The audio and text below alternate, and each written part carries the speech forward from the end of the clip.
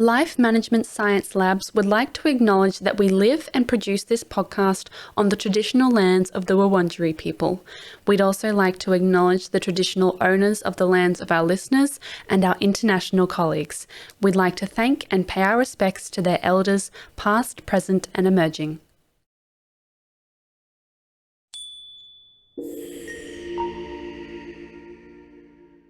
Hello everyone and welcome to Bouncing Back, the Personal Resilience Science Insights podcast produced by LMSL, the Life Management Science Labs. We are champions of life management science, providing structured insights informed by science and inspired by practice on key aspects of conscious living. Each week we bring you scientific and practical insights on each element with the expert knowledge of professionals in the field. Let's get started. Hi everyone and welcome back to the show. Today we're going to be talking about relationship trauma. Can I rebuild myself again? With Coach Riana Milne. So she was featured in the March 14th, 2023 Influencer Daily, selected as one of the top coaches to follow in 2022 by Wealth Insider magazine, and was also featured in Forbes magazine and Business Success magazine in 2023. She's a certified global life, love, trauma recovery and mindset coach, advanced certification clinical trauma and addictions professional, and #1 best-selling author, the host of her podcast, which is called Lessons in Life and Love, an educational speaker and licensed mental health counselor for over 23 years, living in Palm Beach County, Florida. Hi, welcome to the show. Hi, how are you? Thanks for having me. So today we're going to be talking about relationship trauma. But first of all, because the show is about resilience, can you tell us why resilience is important in our lives? Everyone's going to be challenged. It's really what you do with those challenges and what choices you make and the ability to stay calm during this storm. So that is really important, to have great balance in life, to feel confident, to feel amazing, despite the fact challenges are going to happen. And does it mean that you are immune to stresses and adversity? No one's immune to them. As a matter of fact, in 2021, it showed that 100% of us have childhood trauma, which is my specialty area. And that's what causes issues in life, love, and success in business. It can challenge you there. So it's really important. The two are definitely interrelated. So it's important to heal the childhood trauma so that you can go on and have successes in life, love, and business. And that's by using what we call the mindset for success. And what do you mean by relationship trauma? It's anything that makes you feel sick. So people respond in different ways. It could be high anxiety, bouts of depression, you can't sleep, you can't eat, or you overeat. You have irritable bowel syndrome or stomach aches. It kind of attacks people in different ways. But toxic is you don't feel good. And if you're not feeling good on a daily basis with this partner, that is a toxic relationship. And many people stay stuck in there, don't move forward. Or they break up, and then their subconscious pulls them back into that. And the research shows the breakup and get back together stage is an average of 7 times. That's what we call RRS, relationship repetition syndrome. And the conscious knows this is not good for me, but the unconscious is those childhood trauma wounds that keeps you going back to the toxic partner. So you're telling me that people break up and get back together with someone for an average of 7 times per person?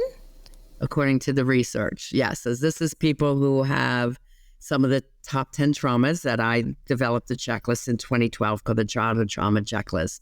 So depending what traumas they have and if they're not healed, some lead to abandonment issues and codependency and even love addiction. So anyone that has those 3 traits tend to break up and go back together numerous times. Okay. Can you tell us what the childhood trauma or what childhood trauma is?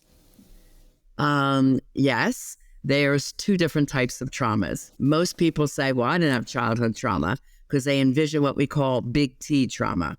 That might be maybe having a car accident while you're young and losing a limb. That's certainly a huge trauma. That's one big incident. But childhood trauma is mostly made up of what we call little T traumas, which is repetitive over and over emotional events that occur and you don't have any relief from them.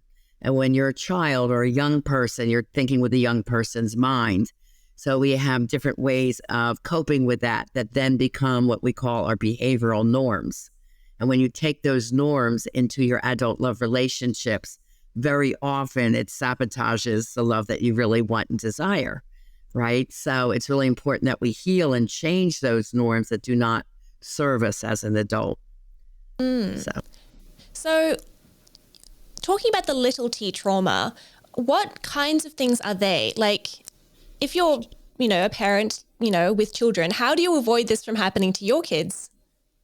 Well, the best thing to know is what are the top 10 traumas, if you can. I'll go into them because people won't be able to really relate to, did I have it or did I not have it? So understanding what they are, I have a comment that says you can't change what you don't know or understand. So once you know if you've had the traumas or not, that's first part that's super important. So the first one is, if you were in a home where there's any drugs or alcohol or other addictions. So the other addictions are gambling, sex addiction. You knew your parent was a cheater, hoarding, eating, gaming, TV watching, social media addiction. Spending is even an addiction. Other than drugs and alcohol, that's all that most people think when you talk addiction. But there's many others. And the second one would be any emotional neglect, any kind of neglect. The next one is verbal messaging. So did you hear the words, I love you? And did you get praise like, good job, babe, I'm proud of you? Or did you hear more verbal put downs like, you should change your outfit, you look fat in that? Or something like, watching, how did your parents heal an issue? Did they yell and scream at each other when they were upset? Or could they calmly and with love sit and discuss the problems? So this is all around verbal messaging. Okay, the next one is about, let's say, is there physical abuse, rape, or molestation? Again, you could have a perfect family life, but that would have been a date rape incident happening, outside of the home. So any of those is trauma number 4. Then we have abandonment, and there's 2 types of abandonment. There's fault and no fault. So a no fault abandonment would be like a parent dying early. Certainly a parent can't help that, right? So that's a no fault abandonment. Or someone that goes off and serves their country in war. Or even a parent that travels quite a bit to support the family. And in their mind, they're doing the right things by, making money for the family to support them. A fault abandonment would never be active in your child's life or being involved when the marriage or the relationship's together. Once it breaks up, you rarely see that child. And then another one could be actually being present in the home, but emotionally detached. You're not really involved with the kids. You're not hugging and loving emotionally. You don't go to their kids' school events. So that would be a form of fault abandonment. The next one would be if you were adopted, part of the child care system or foster system, we call it here in the U.S., or needing to go live in another person's home because your parents couldn't keep you there. Number 7 is one that most people relate to. We call it personal trauma. That's when people say, yeah, I had some of that. So that could be being bullied. If you're an overweight child and you were teased for that, or skinny and gawky and called a nerd, you might have been the only African-American in an all-Caucasian school, coming out as a gay or lesbian teen and getting ridiculed for that. So anywhere that you might have felt different or you didn't fit in, you might have struggled in school or been diagnosed with ADHD. So anything like that, that's really quite traumatic. I was a counselor in schools as well at every grade level. So I can tell you the impact those types of traumas had. The trauma 8 is around the sibling. So if your sibling was perceived by you to be the golden child, the favored one, star athlete, or the handsomer, more prettier one, that's the golden child. Or your sibling could have been born with medical issues, so that commanded more of mom's and dad's time, or even they might have bullied you. So trauma 8 is around the siblings. Trauma 9 has 2 parts. So one part is family trauma. If your family had to move a lot, you were always the new kid in the school. This happens a lot to our military families here in the U.S. They're moving every 2 to 4 years. If you grew up in a dangerous neighborhood, if you came from poverty and suffered that way, or one of your parents was incarcerated. So anything around trauma with the family. And then the second part of that, it used to be trauma 11 because there is more than 10 that I named, but I had to bring this into the top 10. So this is community trauma. And the main one there is COVID, right? It impacted every person, every family, every community member around the world. So that is one of the biggest ones in the past 2 years is community trauma. That is also our mass shootings, our school shootings, and Mother Nature events, floods, fires, hurricanes that are wiping out communities at large. Then the last one, trauma 10, is mental health issues in mom or dad. Now, the baby boomer generation, of which I'm a part of, we didn't see our parents really go to counseling. So we kind of have to guess. And the two most difficult for children to navigate is bipolar and borderline personality disorder. So borderline, just to quickly describe it, is quick temper or erratic moods. When they're good, they can be great. When they're bad, they're horrid. And a young child never knows what they're going to get. So that leaves them in high anxiety. And then bipolar is manic depressive. So depression can show up as anger, checking out, or extreme fatigue. And the manic phase could be the high and happy phase, but it's often mixed with an addiction, like a gambling spree, a spending spree, and then that person eventually crashes and then hits a depressed mood. So those are the top 10 traumas. And the most important thing is is identifying what you had, but also remember that it is proven through research that childhood trauma goes through at least 3 generations. So if you have it, certainly mom and dad has it, and certainly their parents have it. It is also proven to change the DNA expression. So the offspring from the Holocaust, for example, their DNA has changed to be a more anxious type, right? Because of the survivors in the camps were highly anxious. So it's really important that childhood trauma is healed. It actually impacts 7 different life areas on top of what I just described. So it's an incredibly complex situation. I feel like, as you said before, you said 100% of children experience childhood trauma. Yes. Wow, I never knew that. I thought that, I kind of hoped, I guess, it was less than 50%. No, it's 100%. That came out in 2021. Wow, yeah. And if you think of the young people going through COVID and not being able to go out and play and afraid of people, and are they going to make me sick? Or if mom and dad goes off to work, are they going to get sick and die? I mean, this is the thoughts of the little person, so our young people have gone through quite a lot in these past few years. And how does trauma change our approach to our relationships? Well, again, when you're bringing in the norms of what you grew up with. So if you grew up with parents yelling, to settle an argument, you were prone to either yell at your partner, or if you tried to speak up and defend yourself or defend your mother, for example, if dad was yelling at her, you might have gotten slapped or sent to your room or grounded for 2 months. You made it worse. So then you learned, if I'm upset, I shut down. I don't talk. So these are the people that tend to be passive or passive aggressive. They're angry, and their anger may come out in other dysfunctional ways, but they're not going to talk back. So if you have a partner saying, well, just tell me how you're feeling, and they have all this anxiety inside from past trauma that was never healed, that's not easy for them to do, right? So we have to heal the original traumas. But other ways this shows up, like if your partner is jealous and controlling, that comes from trauma number 7, not feeling good enough, and the verbal messaging of the put downs. Oh, we're not sending you to college. You're not smart enough. Or, anything that you remember, and most kids remember what those put downs were, making you feel not worthy or not good enough. So that can lend to jealousy and control. One that a lot of women do is called people pleasing.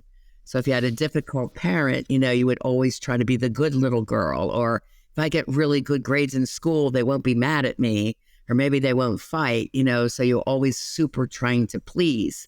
And then later I see women like that who say, I totally lost myself in my relationship. I don't know who I am. I lost all my dreams, my goals. All I did was try to please my husband and the kids. And then they're divorced and they're scared to get back out there, so we have to rebuild the confidence and the sense of self first before they try to get out there and date. We have to heal all those wounds from both childhood, and then that's what I call love trauma. If there's emotional or verbal abuse in a relationship, that's love trauma. There's other ways it shows up, like imposter syndrome or perfectionism, which a lot of men will have. Blaming behavior, like blaming your partner, not being able to take responsibility. And I also analyze like the severity level of what traumas they have.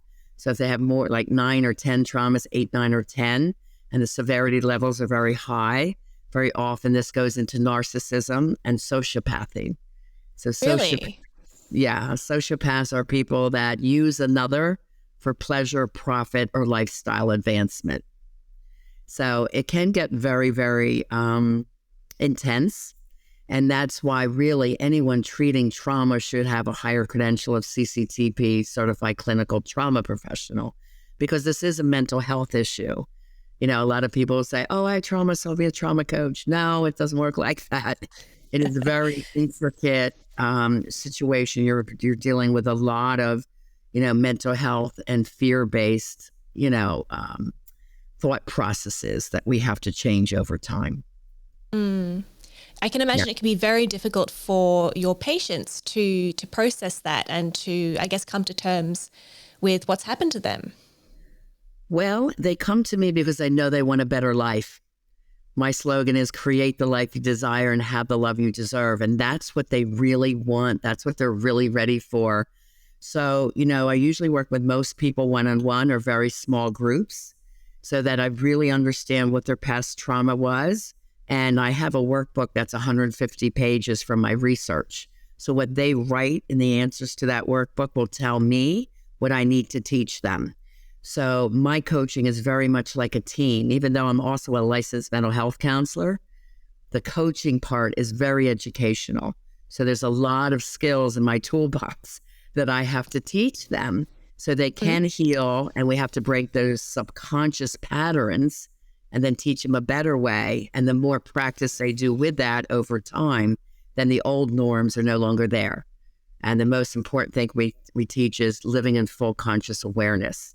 So they are choosing what to say, what to think, what to do ahead of time versus going off the subconscious normal reactions. Can you sort of explain or describe one of the things that you teach people? So maybe give an example of, something's a trauma, how it's affected someone, and also how you would deal with that. Well, it really depends on the combination of traumas and the severity level. So everybody comes to me as a different puzzle, right? But in general, I do treat holistically mind, body, and spirit. There's a lot of spirituality that must be taught in this course because you need faith to heal. Everybody here also does meditation. I call it divine spiritual meditation. That's 15 minutes a day, and there's a 4-step process that they all do. I also do vitamin therapy. So none of my people are on psychotropic medications, or if they come to me and they're on them, they want to be off of them. So we wean them off, and then we do the vitamin therapy as a substitute. So and diet is really important. I have to analyze what their diet is and get them off the chemicals in the food. Exercise. So it's a real holistic plan. A lot of people come to me, they also want to lose weight, and they're just stuck and they can't lose the weight. And it's amazing. I've had people lose 30 pounds, 50 pounds in 6 weeks or 6 months of working with me. And, it's part mindset, the belief system that you can, and getting out again of the old patterns, and then adopting this new, healthier, which we call the God diet, eat what God provided in this earth. So what did he provide? Fruits, nuts, berries, fish from the ocean, not farmed fish, really sticking to a very clean diet. He didn't put foods in packages and say, here you go, So we are really looking at the holistic self, that whole person in front of me, so that I can see what they're struggling with the most. And we work on what they like to do to create differently in their life. That's also goal setting. We do a lot of goal setting. That's module 2. Like, what is it they desire? Then we break that down into different steps. And work on that this whole time that they're with me, healing the other things. And then part 2 is learning to have emotionally healthy, evolved, and conscious relationships. So evolved means being your highest and your best self. So once you have the mindset and the trauma healed, the mindset down, you're more positive, you're confident and consciously aware. Now you get all the dating skills that nobody taught you. It's based in research. And we have like 24 questions that you would ask on date 1 or 2. And you pretty much know exactly what you're looking for. We do know that other people have childhood trauma, but what have they done to help that? And what is the severity level? And when I work with couples, I have to look at partner A and then partner B's trauma and teach them to have empathy and new communication skills to work around and understand each other's trauma versus taking it as a blame. He's mad at me again. A lot of people take it personally. And maybe he was just triggered because his boss was mad at him and it reminded him of his father who told him you can never do anything right. So he comes home in a bad mood and she thinks, oh, he's mad at me again, right? So there's all this new communication skills with the understanding of what each person's trauma was. And that's something that, most people don't really teach. So it's a really important part of the process. So there's many things that I do. Yeah. Yeah, there's a lot there. So you said that you have sort of 24 questions that you ask, that you're supposed to ask on a first date. And you said that you have to ask someone. Second. Sorry? First or second, or it could come out on a third date. Okay. I was like, that's a lot of questions to ask on a first date. An interview. It's not like an interview at all. Okay. It's things in a discussion. I'll give you an example. Yeah, go ahead. If it's someone my age and they're single and they're out there dating, they might ask, so is your mom and dad still living? Are they in this area? It's a common question, right? Yep. So this is an exact scenario that happened with one of my ladies. And she said, at first he seemed great. He pulled the chair out for me. We ordered drinks. He asked me if I wanted some food. So they were just supposed to meet for drinks. So she just started a conversation. So she asked that. And he said, well, my dad died. She goes, oh, that's a shame. He goes, yeah, he was a good guy. He goes, but when I was growing up, he was a severe alcoholic. Okay, boom, trauma 1. Well, she would say, that's a shame. Was he ever able to, go sober and heal that for himself? He goes, yeah, he finally did when I was 13. And he really made amends. He really made it up to me. We go on camping trips and fishing and, he was a really good guy. And she said, well, that's great. And, and as he goes, but my mom, she's still an alcoholic. She's in the a dementia center. And I'm stuck with taking care of her. So there was a lot of anger still around the mother. And usually if there's anger around the mother, there's usually anger around the woman, or lack of respect for the woman that might come out. And this is what it's not an official term. We just call it a mother hater. If he hates his mom, that could be a warning sign. So after the conversation, he was very angry about his mother's situation. There's a couple other things she wasn't thrilled about hearing. And that was date 1. And she thought about it. And she goes, I'm just not that comfortable. I'm not going to move forward. So he calls the next day. She goes, giving it much thought, you're a lovely person. I just don't think we're quite a match. And he started yelling at her. Well, what's the matter with you? What did you think, went wrong? What do you expect? Perfectionism? And here it was. And she goes, well, listen, I don't get into that kind of conversation. I wish you the very best. And she hung up on him and blocked his number. So, they're empowered to know what to do and when. They don't take it personally. Like some women that don't have this training, if someone ghosts them, it's like, oh, what's the matter with me? No one likes me. They get into that self-pity or I'm not good enough. And that's all childhood trauma stuff. So my clients understand all of the bad ghosts, the things that could come up, the ghosting, the breadcrumbing, the flying monkeys, all these things in dating world that could come up, and what to watch out for. And yet they're very, what we call active and conscious dating. So they are dating and answering questions that they know. They are also pulling information and analyzing on a couple dates, is this person for me or not, and why. So it's really important you know that. And you're not just going on chemistry. Because the facts about chemistry, everybody needs to hear this, is that it takes you to your past. Because the hippocampus in the brain really likes to be normal. So even if your past was bad, it doesn't know if it's good or bad. It just likes what it knows. So chemistry is what's flying around in the head. Yeah, this feels normal. I like this. So, you have to be really careful that you're not falling in love just by chemistry alone. You have to be very consciously aware and bring a whole lot more knowledge into the dating situation. Yeah. So you said that 100% of people or children have childhood trauma. So if you're asking all these questions, surely they're going to unearth some of the trauma. What are you looking for? Are you looking for someone who has healed and has dealt with the trauma? Ideally, yeah. Mm-hmm. They're consciously aware. They're making conscious choices. They're not impulsive. You see good mood management. There's no addictions. So we actually have a list of 36 red flags that we are looking for in a dating situation. If a couple comes to me, I look at how many red flags are existing. We have to face all of them and discuss them and change them.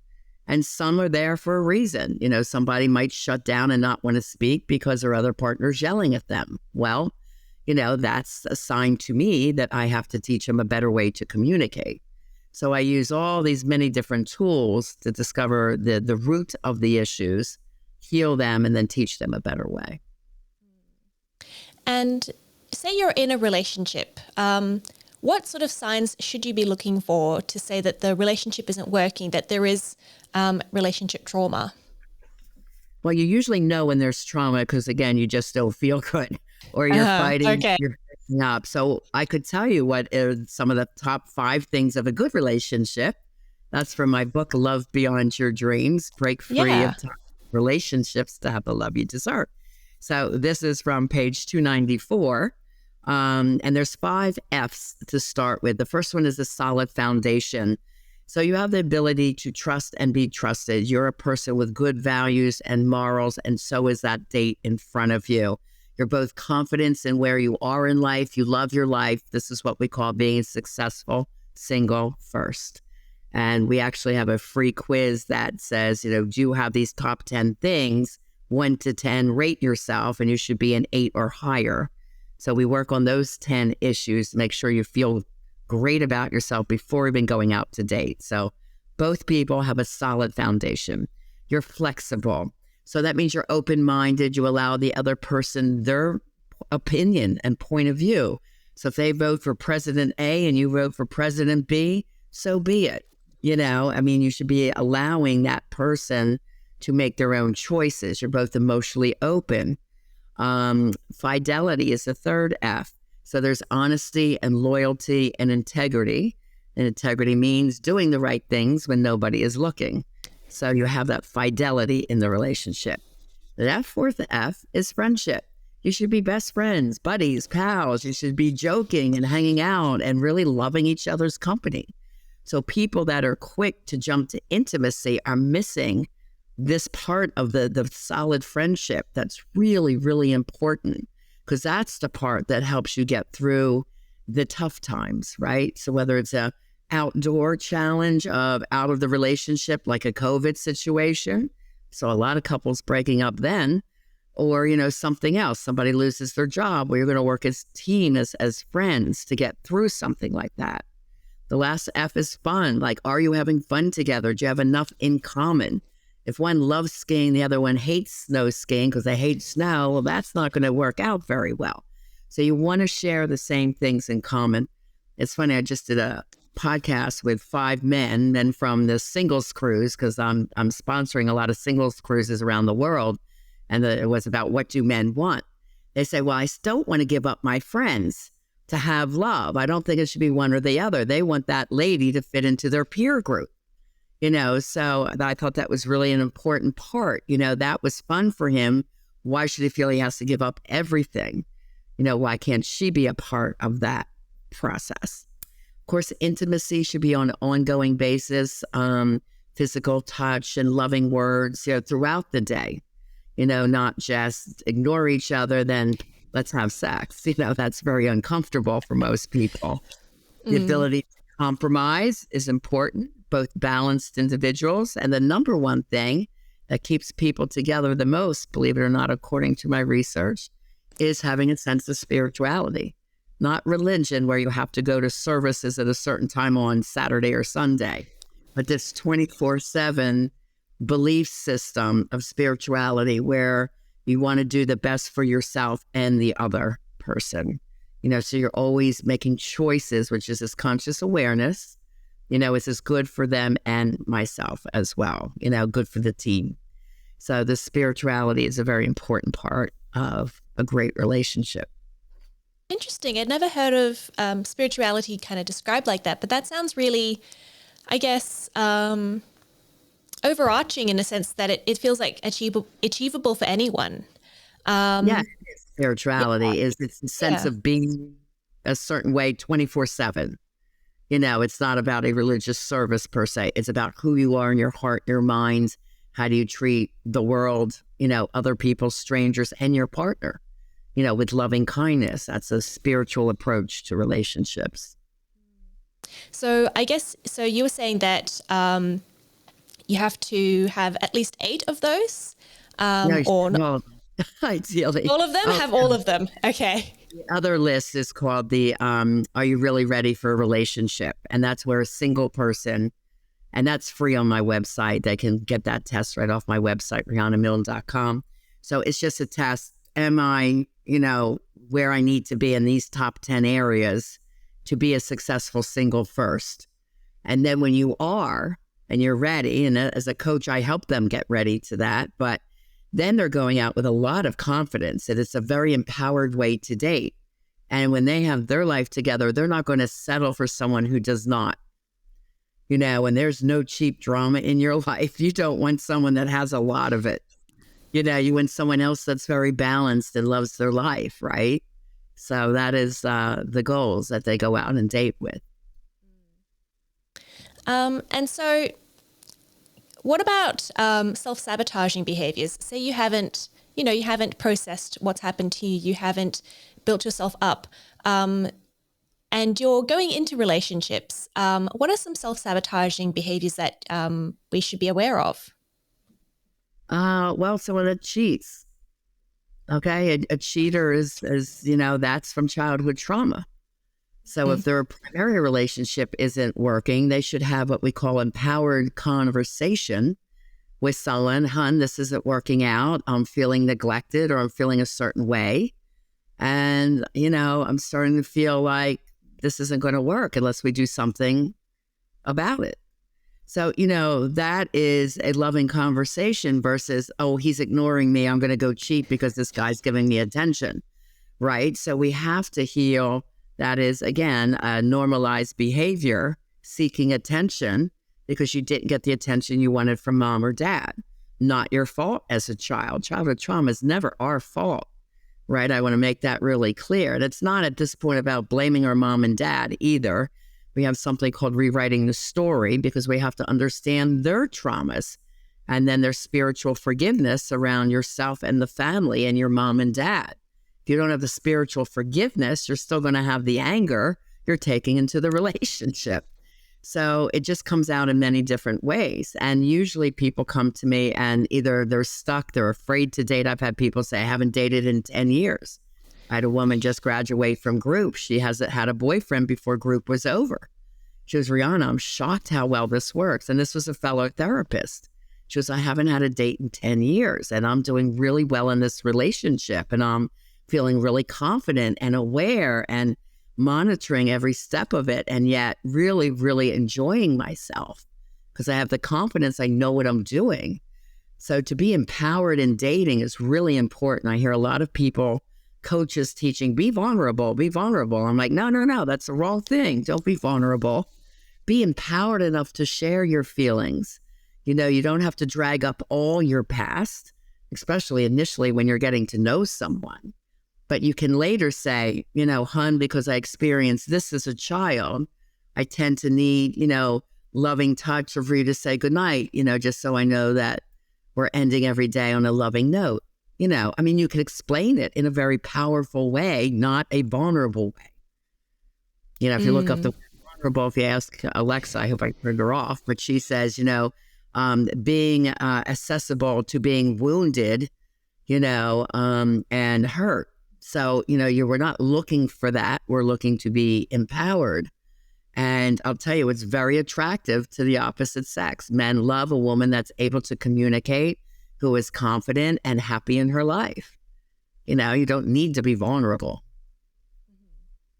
And I guess in some ways, as you were saying, vulnerability in some ways does come, once you're confident that someone is going to, if you trust someone, you can sort of open yourself up to them, as you were saying.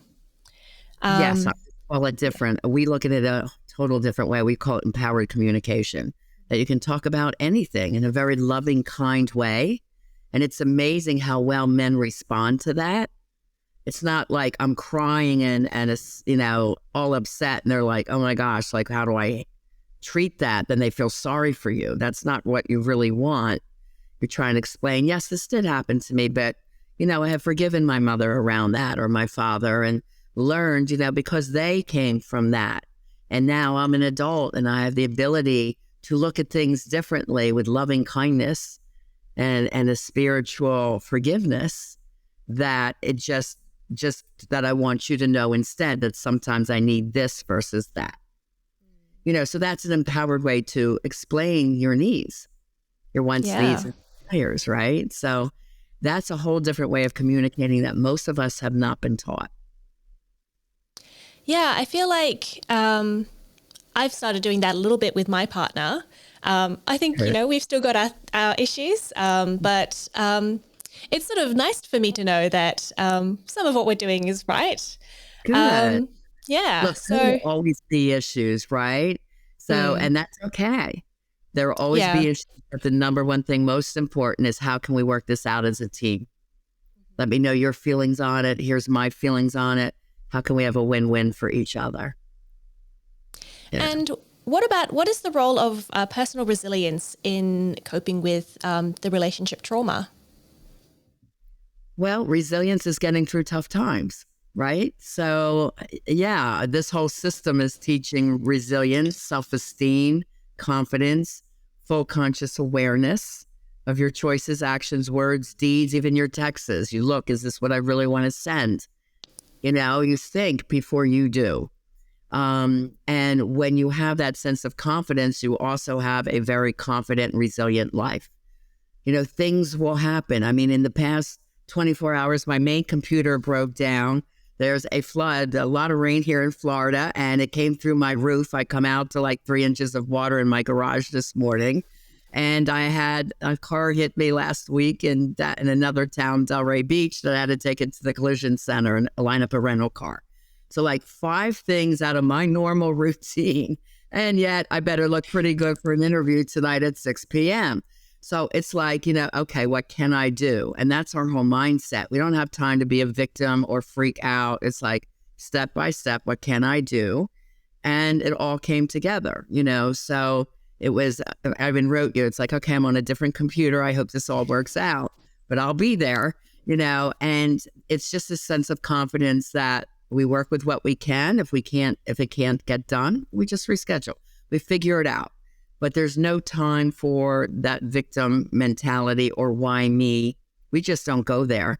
We call that the dark side, living on the dark side. And that's where anxiety, depression, feeling stuck or needing attention, acting outside of the relationship, doing unhonorable things, that's all on the dark side. And when we live in the light, it's just a really peaceful, loving, confident place to be. And people feel that energy. They love that energy. And there's something to be said about the law of attraction in dating. If they love your energy when you walk in the room, people want to know you. So it's really important that you have that feeling in your heart, mind, and soul when you're out there dating, looking for a partner. Definitely. So we do have some questions from the audience. Okay. If you're ready to move on. Sure. So our first question is, how do I set social media boundaries to make sure I don't re-traumatize myself? You always have a choice to be on social media or not. That's number one. We're strong on choices and boundaries too. What are you posting? Right? There will always be people in our world that love us and those that aren't so kind. So, if you're posting something and you're getting a lot of unkind type of comments, look at what you're posting and maybe change that up. If I don't know what the career is, I know some careers you have to have social media presence, like being a coach, I have to have social media presence. But honestly, I'm not on there a lot. I'm living life more than sitting on my computer or scrolling on my phone. I'm just not into machines that much. So I post to educate. So if you're a coach, post to educate. If you're a social influencer, is it around a good cause? If you don't have that, find one that resonates with your heart. So ask yourself, what is the information you're putting out there? That's good advice. So our second question is, how do I feel like a normal functioning person again? Oh, let me give you a big virtual hug on that one. We all go through tough times, and I want you to know there is definitely healing. Okay. And if you're experiencing a tough time now as an adult, I can guarantee you it's from some unhealed childhood trauma wound that is still going on within you. So we have to get to the root of the issue. And that's how I start out with people right away. I do what's called a discovery session with 5 assessments. And one is going through the childhood trauma checklist that you can find free on my website. So I see what traumas you have, and then certain questions I ask, I can assess the severity. And then once we know it and understand what's happening, now we can change it. So I want to fill you today with a lot of hope and love that absolutely you can get to the other side of the rainbow. That's what we call it, the healing rainbow, because I was there too. Like, what am I doing wrong that I'm getting toxic partners? I don't get it. I'm a good lady. I'm a great mom. I work hard in business, And when I went for my triple master's in psychology, we didn't learn about childhood trauma. We never heard the term. We never learned about love trauma. Why do I get into a love trauma? How did I attract that? I need to know that. So there was no one that could help me. That led to my research. So the good thing is when I was learning, that's when I wrote Love Beyond Your Dreams, and going up this huge learning curve. And then I'm like, gosh, I'm up to 400 pages. Got to write a notebook. So step by step, you're learning the skills to change and be different and more empowered, confident, raise your self-esteem and knowledge. Knowledge is power. So there's a lot to teach. There's a lot to learn. But on the other side of that rainbow is a pot of gold, and you feel amazing. And people always say, oh my God, I can't believe I was here when now I'm here and I feel so great about myself and my life. So just know there definitely is healing. Just take the first step. Don't stay stuck in that fear or feeling lousy, knowing that there's a real solution out there. That's really lovely. And our last question for the audience questions is, what can our friends say to help us to keep going and to keep getting better? A real friend would say, I'm always here for you, but I suggest you get help. And if you're listening to this and now you're understanding childhood trauma wounds, it's good to tell your friend, look, there's help out there for this. I think what's happening with you going back to this, let's say, for example, this toxic boyfriend over and over and over again is because there's something from childhood trauma that's not healed. You can send them to my podcast. You could send them to a book. You could send them to do a discovery session. The most important thing is send them for help. And I have good friends too. I listen to their stories. I know I'm a coach and a counselor, but we're there for our friends. I get it. I'm also a woman, right? So we're there for our friends, and that's a good thing to do. But honestly, if I can't help someone, I'm going to suggest I go to someone else. Try this or go to that. Someone just told me about an older friend of hers, like being diagnosed with dementia, and they had brain scans. And I'm like, oh my God, go to the Amen Clinic. Dr. Daniel Amen's one of the top brain doctors. So, if I know someone that could help them, I'm going to refer them to go there and get some help. So that's what I would suggest, how you be a good friend and help them. get them some information, send them to a site that could help them out. Again, as you said, knowledge and sending someone to someone who knows things. Yes. Was there anything that we've missed that you wanted to talk about? I want to encourage everyone, if you're feeling stuck or living a fear-based life, remember childhood trauma impacts you in 7 different areas.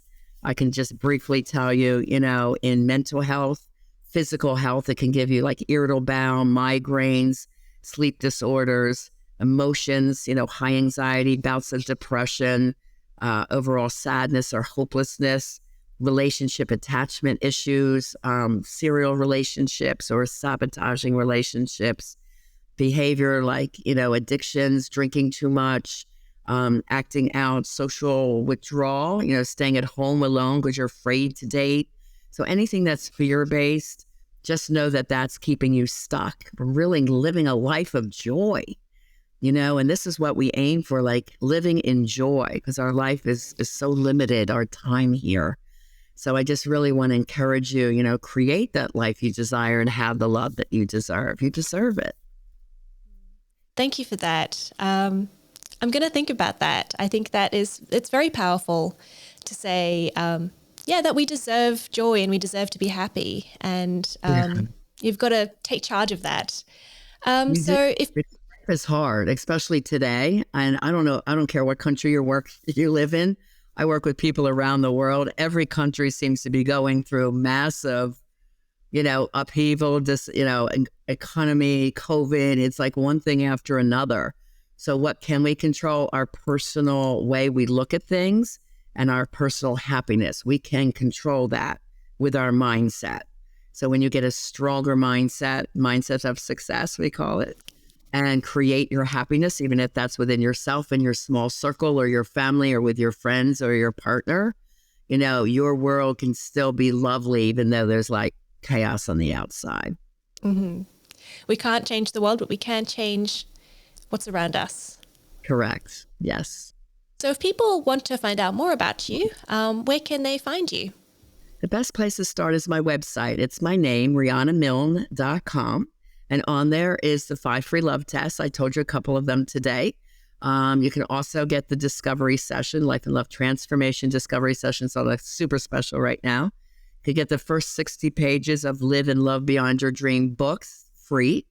Tons of blog articles. And then my podcast is called Lessons in Life and Love with Coach Riana Milne. It's on every podcast platform.